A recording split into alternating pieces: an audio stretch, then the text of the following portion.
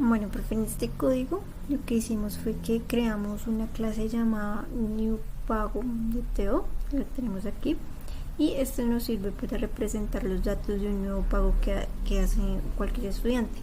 Aquí usamos las anotaciones del Lombo como el @data, el noArtConstructor y allArtConstructor para generar automáticamente los métodos como getters, setters y constructores.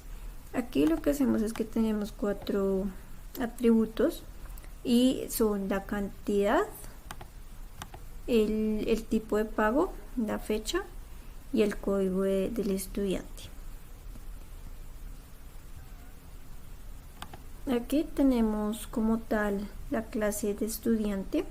Aquí podemos representar a un estudiante en la base de datos. Aquí tenemos la anotación de JPA como la @entity, que la tenemos aquí, para que sea una tabla en nuestra base de datos. Y tenemos nuestro @id, que es el campo de ID como nuestra llave primaria. Aquí también usamos un Lombok para generar el código automáticamente y generar getters, setters y constructores.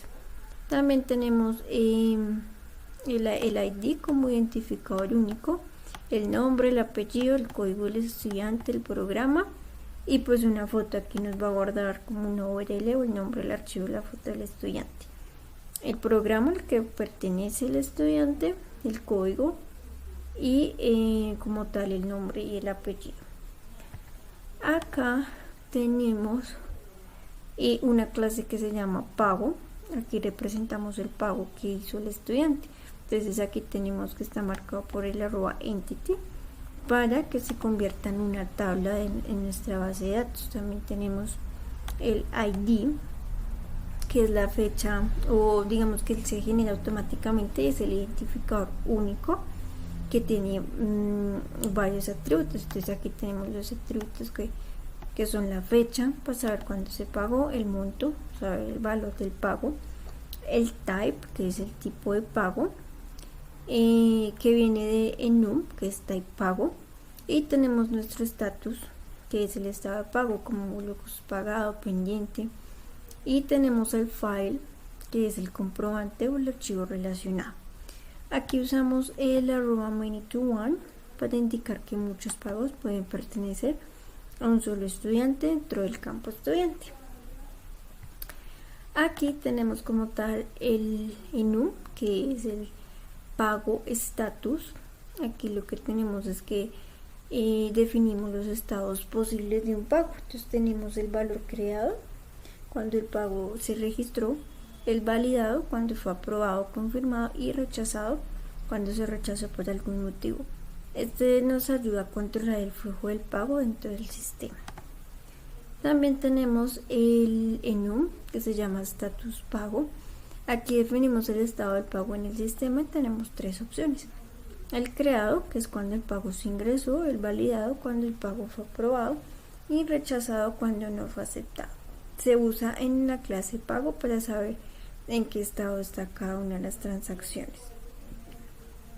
Y tenemos el enum type pago. Aquí definimos los pagos para que el sistema identifique, y tenemos las opciones de efectivo, cheque, transferencia y depósito. Aquí usamos la clase pago y también el new pago de TO para indicar cómo se ve reflejado nuestro sistema o nuestro pago como tal. Ya mi compañera va a explicar la otra parte del código y va a mostrar cómo podemos verlo por web. Continuando con la explicación que da mi compañera Jessica, particularmente tenemos los repositorios.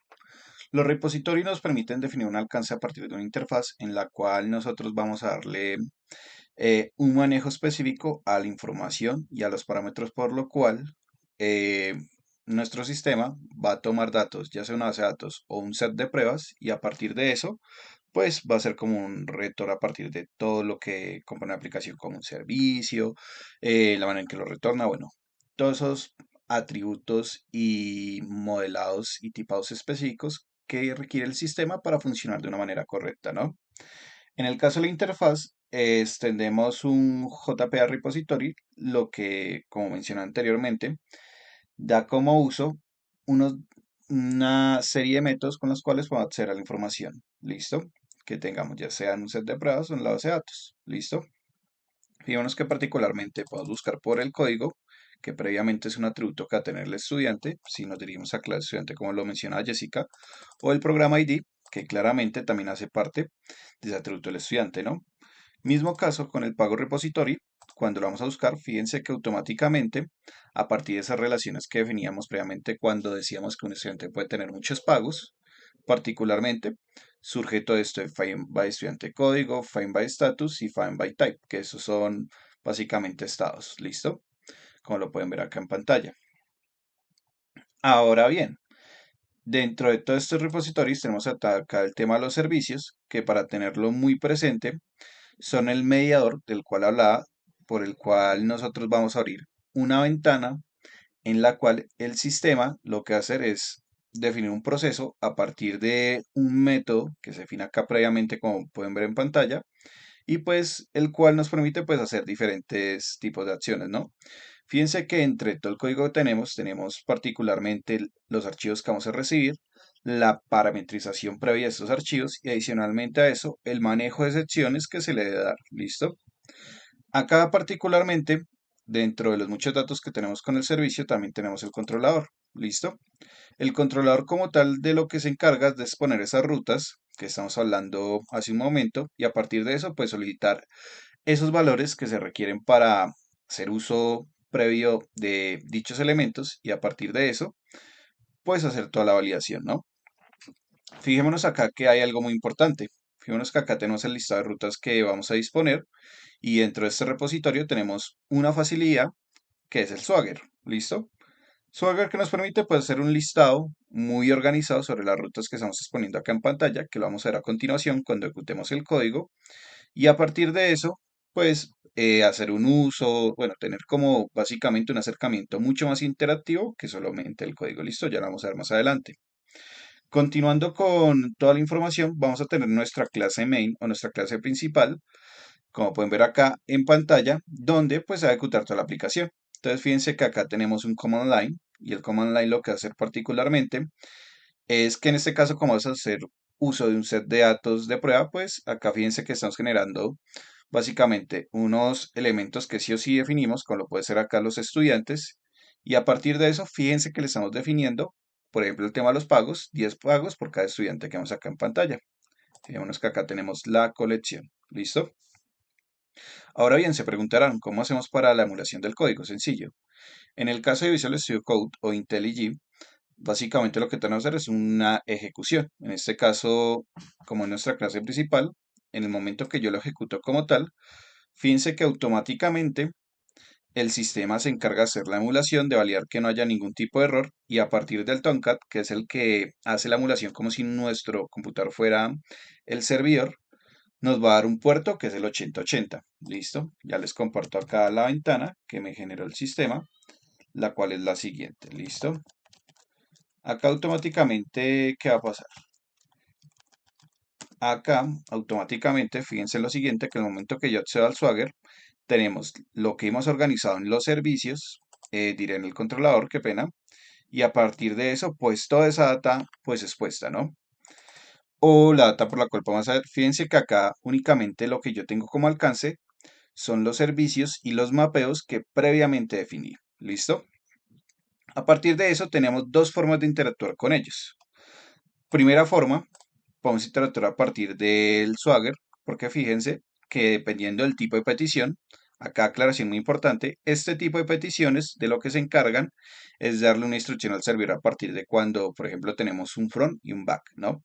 Entonces, fíjense que a partir de esa inyección de HTTP, particularmente lo que hace el sistema es decirle ya sea a su backend o ya sea particularmente al tipo de arquitectura que tenga, es por ejemplo en un put actualizar, particularmente en un get obtener un listado a partir ya sea de un parámetro o ningún tipo de parámetro específico, que acá claramente os olvidó mencionarlo, son lo que vemos acá entre los corchetes y acá particularmente pues como lo mencionaba, pues se hace como la solicitud de los parámetros, listo. Y dependiendo del tipo de petición, pues se hace una acción, ya sea actualizar, obtener o generalmente con el post puede también discriminarse a partir de una actualización, pero lo recomendable es utilizarlo para la creación de los datos, ¿no? Acá fijémonos en lo siguiente, por ejemplo, utilizar el get pagos o por ejemplo, mucho mejor aún, voy a utilizar el get estudiantes, ¿listo? Fíjense que automáticamente cuando yo voy a hacer acá la ejecución, el sistema me solicita lo siguiente. El sistema, fíjense que el value o básicamente lo que me va a retornar va a ser un JSON. Fíjense que ese JSON viene en forma de un arreglo y a partir de esto, fíjense el tipo de atributos que me va a retornar en cada columna, ¿listo? Si yo le doy acá en try out y le doy en execute, fíjense que automáticamente el sistema me generó mis alumnos. ¿Listo? Importante. A partir de esto, fíjense que yo esta prueba la puedo hacer tanto acá con el Swagger como en el Postman. ¿Listo? Porque en el Postman, acá particularmente lo que pasa es que al ser como lo mencioné al inicio, esa ventana en la cual pues, el sistema va a ser ya sea por medio de un JWT, un zero out, bueno, de esos diferentes parámetros de autenticación para obtener esa información con la cual va a trabajar. Lo que hace el sistema es que lo va a exponer no solo para elementos de Java, sino para diferentes tipos de frameworks, lenguajes que manejen toda esta información, ¿no?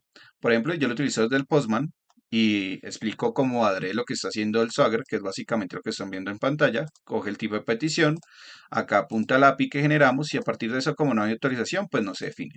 Entonces, el momento que ya lo hago el send, fíjense que automáticamente lo que hizo el Swagger lo estoy haciendo acá desde el Postman. ¿Listo? Acá particularmente, ¿qué es lo que estoy haciendo? Pues estoy haciendo el tema de obtener o generar mis estudiantes. En este caso, pues estoy obteniendo los estudiantes que generé al inicio de la compilación, ¿no? Por eso es que estoy obteniendo esta información previamente. Ahora bien, por ejemplo, ¿qué otra información se hace previamente?